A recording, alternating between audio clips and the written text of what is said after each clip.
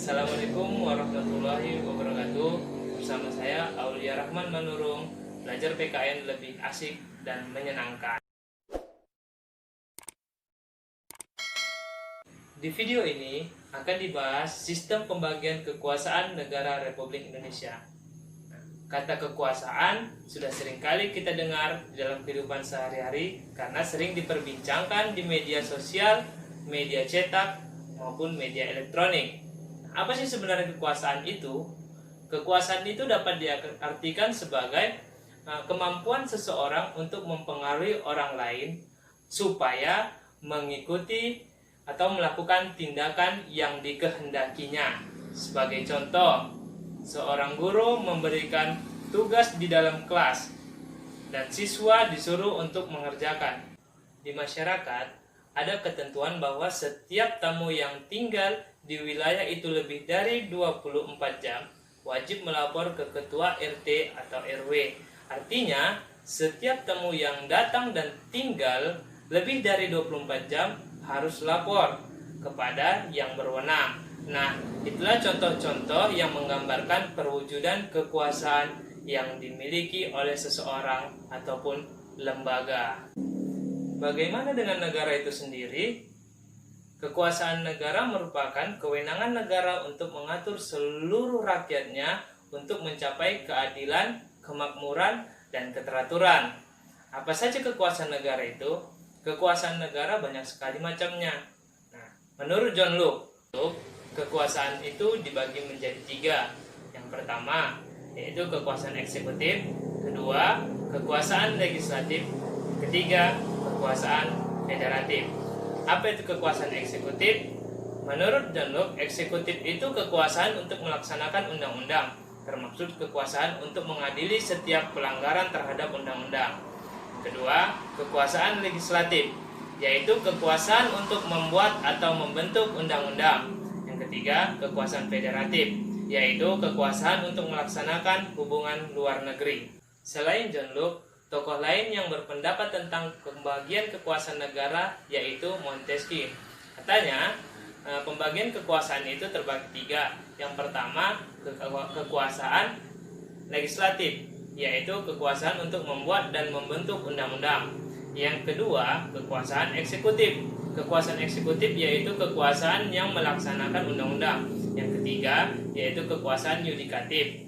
Kekuasaan yudikatif ini untuk mempertahankan undang-undang, termasuk kekuasaan untuk mengadili setiap pelanggaran terhadap undang-undang.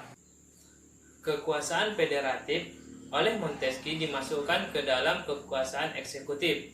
Fungsi mengadili dijadikan kekuasaan tersendiri. Ketiga kekuasaan tersebut dilaksanakan oleh lembaga yang berbeda dan sifatnya terpisah. Teori Montesquieu ini dinamakan trias politika.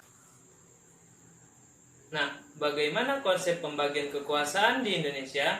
Dalam praktik ketatanegaraan, tidak jarang terjadi pemusatan kekuasaan pada satu orang saja.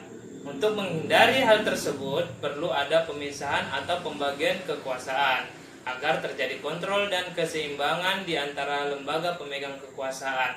Dengan kata lain, kekuasaan legislatif, eksekutif, dan yudikatif tidak dipegang oleh satu orang saja.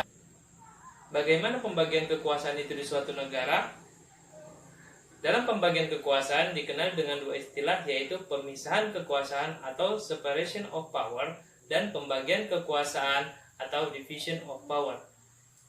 Pemisahan kekuasaan berarti kekuasaan negara itu terpisah-pisah dalam beberapa bagian, baik mengenai organ maupun fungsinya.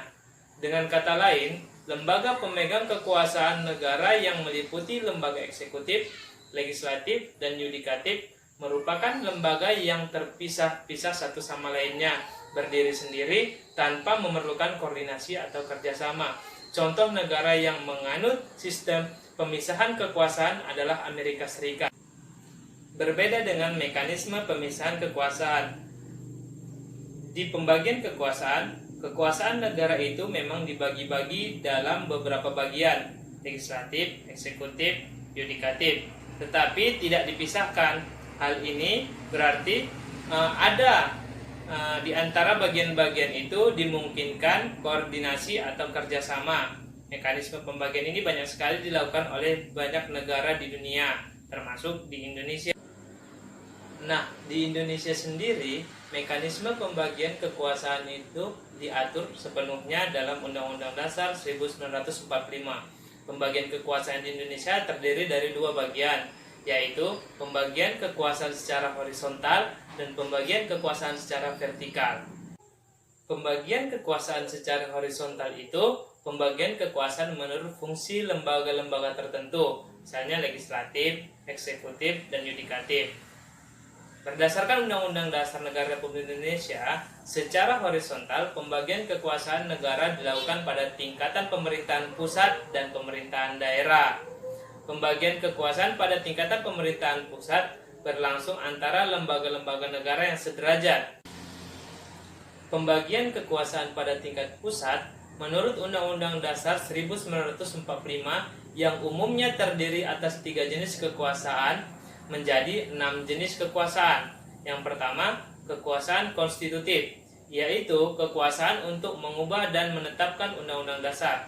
Kekuasaan ini dijalankan oleh Majelis Permusyawaratan Rakyat atau MPR sebagaimana ditegaskan dalam pasal 3 ayat 1. Kedua, kekuasaan eksekutif, yaitu kekuasaan untuk menjalankan undang-undang dan penyelenggaraan pemerintahan negara. Kekuasaan ini dipegang oleh Presiden, ditegaskan dalam pasal 4 ayat 1 Undang-Undang Dasar 1945. Yang ketiga, yaitu kekuasaan legislatif. Kekuasaan legislatif yaitu kekuasaan untuk membentuk undang-undang. Kekuasaan ini dipegang oleh DPR atau Dewan Perwakilan Rakyat yang ditegaskan dalam pasal 20 ayat 1 Undang-Undang Dasar Negara Republik Indonesia 1945. Keempat, kekuasaan yudikatif, yaitu kekuasaan kehakiman.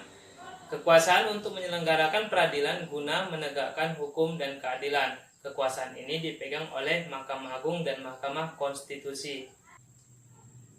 Kelima, yaitu kekuasaan eksaminatif. Kekuasaan yang berhubungan dengan penyelenggaraan pemeriksaan atas pengelolaan dan tanggung jawab tentang keuangan negara. Kekuasaan ini dijalankan oleh BPK, Badan Pemeriksa Keuangan, sebagaimana ditegaskan dalam Undang-Undang Dasar, yaitu pasal 23E ayat 1. Keenam, kekuasaan moneter, yaitu kekuasaan untuk menetapkan dan melaksanakan kebijakan moneter, mengatur dan menjaga kelancaran sistem pembayaran, serta memelihara kestabilan nilai rupiah. Kekuasaan ini dijalankan oleh Bank Indonesia selaku Bank Sentral di Indonesia sebagaimana ditegaskan dalam pasal 23D Undang-Undang Dasar Negara Republik Indonesia tahun 1945. Bagaimana pembagian kekuasaan secara horizontal pada tingkatan daerah?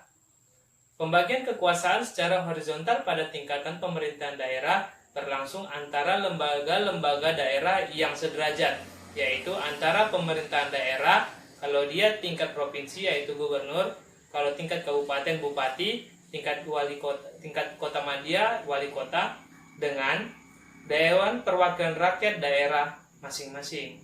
Nah, selanjutnya ada pembagian kekuasaan secara vertikal. Pembagian kekuasaan secara vertikal merupakan pembagian kekuasaan berdasarkan tingkatannya, yaitu pembagian kekuasaan antara beberapa tingkatan pemerintah. Nah, ketentuan ini diatur dalam pasal 18 ayat 1 Undang-Undang Dasar 1945. Berdasarkan ketentuan tersebut, pembagian kekuasaan secara vertikal di negara Indonesia berlangsung antara pemerintahan pusat dan pemerintahan daerah. Berarti secara tingkatannya ada pemerintahan pusat dan pemerintahan daerah. Nah, itulah pembahasan mengenai sistem pembagian kekuasaan negara Republik Indonesia. Demikian video ini, semoga dapat menambah wawasan pengetahuan.